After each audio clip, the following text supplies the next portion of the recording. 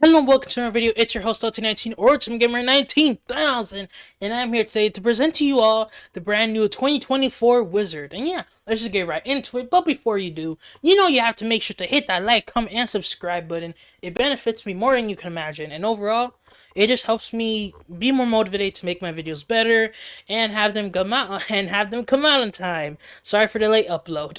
But yeah, let's just get right into it. So, the first major change with the wizard is your spellcasting feature. The number of spells you cannot prepare is now a fixed number, which I feel like we're just clearing up or just making it better for newer players to play wizards.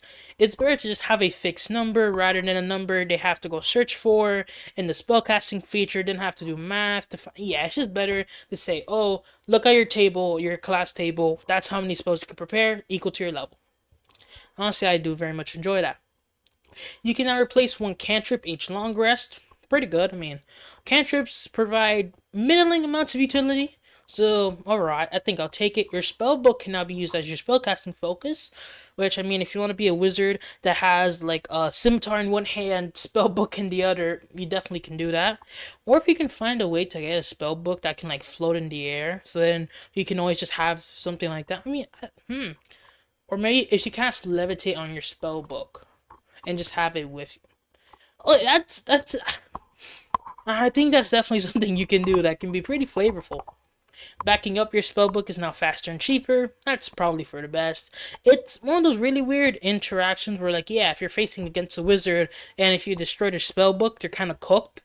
Unless they have backups, but, you know, what, like, come on, well, that's a bit of a stretch. And even if it has a DM, if your wizard does have a backup for your spell book, maybe take like an action for them to get it. So then they have to at least waste like one turn doing nothing. Don't be like that guy that's like, oh, they instantly summon it and then they can just cast Meteor Storm. Don't be that guy. Be like, oh, they do have backups because they are like a archmage of Drakenheim or whatever. But it will take them an action to get back to spell book, so their turn is effectively wasted. Something like that, something fun. Ritual casting is now its own feature, but now every class can cast ritual spells that they have prepared if they have their ritual tag. No more ritual casting, no more taking the feat of ritual caster. You now can just ritually cast, which overall is a good change in my opinion. Ritual adept allows you, basically, it's the ritual casting rules from 2014, and you just now have them and they are now their own feature, which honestly was a good change. And now we have Scholar. With Scholar, which is gained at level 2, you gain expertise in a certain skill. I'm assuming they're any of the skills from your wizard spell list, from your wizard's list that you're already proficient in. So I'm assuming stuff that wizard will pick up is Arcana, History, Investigation, Medicine. Yeah, I'm assuming Arcana, Insight, and Investigation. Oh my, wow, my word sandwich over here. Arcana, History, and Investigation would be the skill proficiencies I'm assuming most wizards would increase. Honestly, it makes sense. I mean, wizards are the class known as the nerds, as the scholars of D&D, so them not having any skill proficiencies is really annoying, and I very much appreciate the approach Wizards has when it comes to skill proficiencies, where it's like, if a class is known for being a master of like something or is known as like the scholars of the world, they probably should have expertise in at least one skill. And I do very much enjoy that. And I overall think it's kind of stupid that like only rogues and bards and maybe rangers had mastery are the only classes that can gain expertises. I like that the gate block that was expertise has kind of been opened up. It's not being as gate kept before, I guess is the correct word there. Now, for your wizard subclass, they are all now available at level 3 instead of level 2, and now there are only 4 options you can pick from if you're only allowed to use 2024 handbook material. So, I mean, yeah, all of those people, all those wizard mains, your subclasses have definitely taken a hit, and I feel like some of their choices aren't the best. I honestly kind of would have preferred Diviner, Invoker, Necromancer and Bladesinger, I think, are my picks. Yeah, I would do Bladesinger, Necromancy, Divination, and Invoker. I think those were what I would do. But, again, you can't have what you always want. But the 4 options you do get are Abjuration, Diviner, Evoker, and Illusionist. Illusionist then gains some very needed buffs Abjure Wizard also got some pretty nice buffs. Diviner and Evoker are about the same in my personal opinion. Overall, decent all around. I do definitely think some of the choices they picked are a little bit disappointing, but you can't get everything, you know. At level 5, we get Memorize Spell, which basically allows us to once per, each short rest we take, swap out one of our prepared spells for another one. I mean, this can be pretty good if you picked wrong spells for the day. If you're like, oh, I should have picked I should have picked Teleportation Circle, or I should have taken Teleport this day, but I didn't pick it. Let me take a short rest, boom, boom, I got it. Or, for example, you're like, oh, replacing a bunch of plant monsters. I should have brought in Fireball. Well, how am I as a wizard not doing Fireball? Bad. And just learn, and take a short rest, learn Fireball, and boom, you can just start slinging it everywhere. I mean, overall, I do very much like this feature. I also like that it's not capped at once per long rest, and so in theory, you could take like 3 short rests and just fully change out 3 of your spells, which, might not work every situation, but definitely can in some. I mean, Lehman's Tiny Hut does last for 8 hours, so take that as you will. But now we have Spell Mastery. Spell Mastery is basically the same feature they gave you at level 18 in 2014, but now is significantly worse. I think I can say it's significantly worse. In 2014, basically was that you can prepare any first and second level wizard spell. They're always in your spell book, always prepared, and you can cast them at their lowest level without expending a spell slot. This was massive to pick up stuff like Shield, Silvery Barbs, Misty Step, any other second level spell that was really good. Vortex Warp. Overall, there's so many good spells that you take here. But as you can notice, almost all the spells I just listed are reactions or bonus actions. And now, the new feature limits you to only picking spells that have a casting time of 1 action, which is, that's not good. Yeah, that is, no. That's bad. Well, with the Spell Mastery feature in 2014, you did have to have the spells prepared. But, I mean, if you can cast them for free, chances are you always are going to have them prepared, no matter what, if they're so good that free casting them is just broken. So, I think that is a little. But yeah, the Spell Mastery feature, I mean. I looked at the spell list which was got for first and second level spells that were 1 action, and it's not the best. I mean, Scorching Ray can be cool, but again, you're at 18th level, might as well throw out Fireball or Ray of Disintegration. I think by 18th level you have 2 6 level slots, no? No, 6 level. No, I mean, it's not level 19, so you get your second 6 level slot.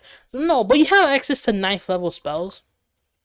I mean, you can be casting Simulacrum that can just infinitely dump rays of disintegration on your enemies, or turn yourself into a ruby. So it's like, I don't know what a action casting of a first or second level spell is really gonna do for you at such high levels when the power ceiling is just ridiculously high for absolutely no reason. So yeah, overall, I do think that is a massive nerf, and they did give you a very small buff, meaning that when you take a short rest, you can switch out the spells instead of having to study for 8 hours. But either ways, this feature is pretty poo poo, pretty garbage. Yeah, it's very bad. Yeah, you're an 18th level wizard. You're probably an archmage at this point. What are you doing casting chromatic orb? Like, come on. That I mean, yeah. Because that feature used to be very strong because of stuff like absorb elements or shield, or where's the other one? Silvery barbs. And if you were to use I think it was what spell is it? It's not polymorph. It's if you were to use shape change and turn it to like a Merilith, then you could just be doing silvery barbs every single turn of combat, which yeah was super broken. And yeah, the feature does need a decent nerf, but maybe they should have done it where you can only cast one of these spells once per turn. I don't know. They could have done something, but just fully taking out the fact that it's in action, this feature becomes pretty damn useless. Now, at level 19, you gain an epic boon, and your level 20 capstone is relatively the same. So now, what are my final thoughts about wizards? They're alright. Definitely didn't receive much, compared to other classes, but they already were the kings and queens of spellcasting, but now I definitely do think they have fallen off. Previously in the video, I did mention that the wizards and rogues seem to be a lot more like similar to each other. And I mean, yeah, don't get me wrong, wizards still have access to Simulacrum, still have access to Wish, all of their broken spells that they can use that are high level. They still have access to all of them. Don't get me wrong. But when you compare it to the sorcerer that can be quickening, twinning, quickening and twinning, banishment to target 9 creatures or some ridiculously garbage like that, or twinning hold monster to hold 5 eldritch dragons or whatever garbage you want to do, it really kind of shows that the wizard is pretty pathetic when compared to the sorcerer, especially at high levels. Now, since the sorcerer has access to more spells of the wizard spell list, I mean, the sorcerer spell list, yeah, it isn't as big as the wizard, but let's be honest here. There are a bunch of wizard spells that only the wizards have, but they never use. Like, let's be real here. Distort value, I've never seen someone use that. Like color spray, you've never seen someone use it. Illusion script, again, never have I seen someone use. Like, there's so many spells here that, yeah, the sorcerers don't get, but when you look at the sorcerer's spell list, which, we'll look here, they have all the spells you would just want to use. They have shield, they have silvery barbs, they have ray of sickness, they have mage armor, they have magic missile, they have featherfall, they have ice, they have all of the spells you would want to use. So in reality, it's like, and yeah, their 9th level spells they can pick aren't as big, but they still have Mass Polymorph, Meteor Swarm, Powered Kill, Time Stop, and Wish. Some of the best 9th level spells. They really don't need much else. And 8th level, they still get Demiplane, Dominate Monster, Earthquake, Powered Sun, and Sunburst. Yeah, they don't get all the broken spells, but at the end of the day, it's like they still gain so many good ones that being able to twin and quicken and make the spell save DC higher just makes it so much stronger than what the wizard can do, in my personal opinion. Again, I know probably like in a couple years someone may example, oh, the wizard's broken because of blah blah blah in this combo, but as of right now, the sorcerer has the wizard beat. Now the wizard is still good, but definitely has been dethroned as the best spellcaster. But again, this is my opinion. If you do disagree, make sure to leave that down below. If you agree, make sure to also leave that down below. And yeah, I think that'll be your boy OT19 signing out. Peace.